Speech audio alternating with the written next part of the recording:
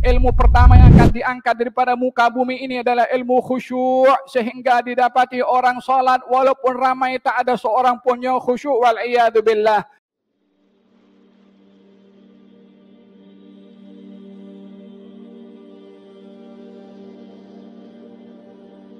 Walihada ketika diriwayatkan cucu Sayyidina Abu Bakar As-Siddiq radhiyallahu anhu wa ardah yang bernama Urwah ibn Zubair ibn Al-Awwam, ibunya Urwah ini Asma binti Abi Bakar As-Siddiq radhiyallahu anhum ajma'in.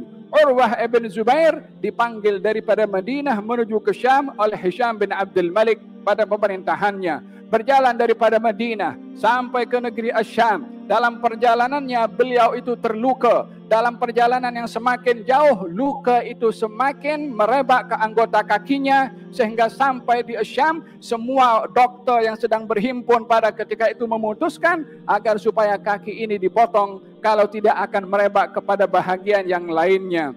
Maka mereka mengatakan, para dokter mengatakan kepada Urwah, hendaklah kamu minum minuman, akan diberi minuman arak atau minuman yang memabukkan atau yang melupakan atau yang mempengsangkan kepada Urwah ibn Zubair agar supaya tidak terasa ketika dipotong. Katanya mengatakan khamr diharamkan oleh Allah Subhanahu wa taala dan aku tidak akan melakukan perkara yang diharamkan oleh Allah. Adapun ditidurkan akan menyebabkan aku lupa kepada Allah Subhanahu wa taala. Lakukanlah untuk memotong kaki aku ini ketika aku dalam salat. Kata Urwah ibn Zubair, solat apa yang dilakukan ketika dipotong boleh tidak terasa. Khusyuk yang bagaimana dirasa oleh beliau ketika dalam salat sehingga tidak tahu apa yang berlaku kepada dirinya saat dipotong kakinya. Kemana rasa sakit yang dirasa oleh setiap insan ketika kakinya kena potong, kecuali kalau ada obat bius. Tapi ini tidak berlaku kepada Urwah ibn Zubair.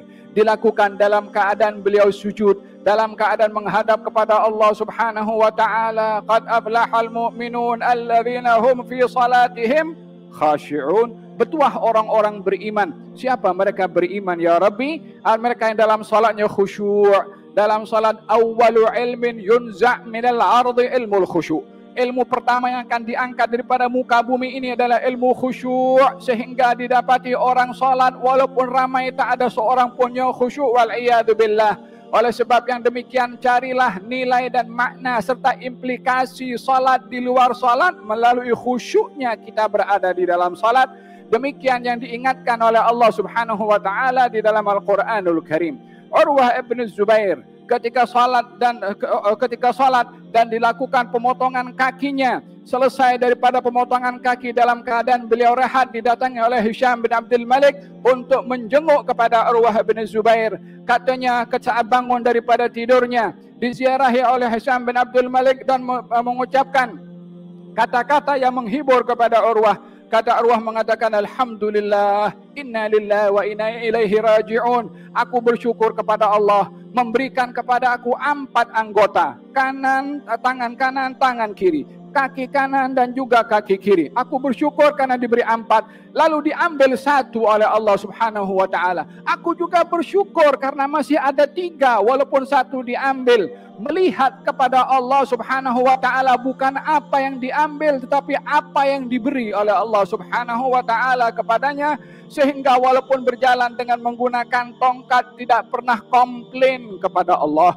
Walaupun berjalan dengan tongkat dan kehilangan 1 kaki tidak pernah merasa kecewa dan menyesal ataupun berburuk sangka pada Allah. Amalah dengan Allah dengan sebenar-benar muamalahnya dalam apapun juga yang disikapi dan dihadapi olehnya, kalau datang daripada Allah Subhanahu wa taala, ia adalah perkara yang indah dan manis walaupun pahit untuk ditelan.